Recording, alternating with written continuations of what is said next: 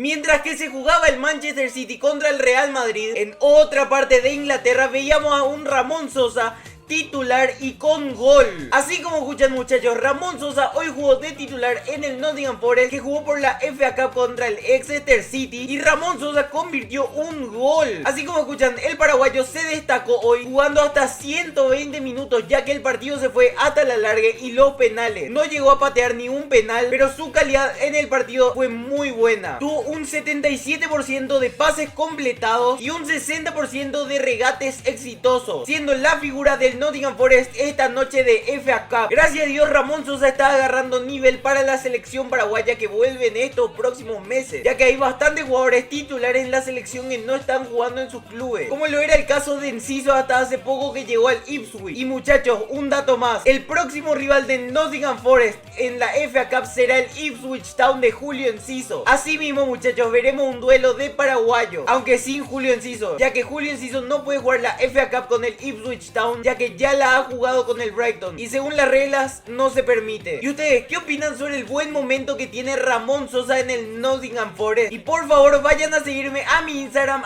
@el.summer, les voy a agradecer muchísimo.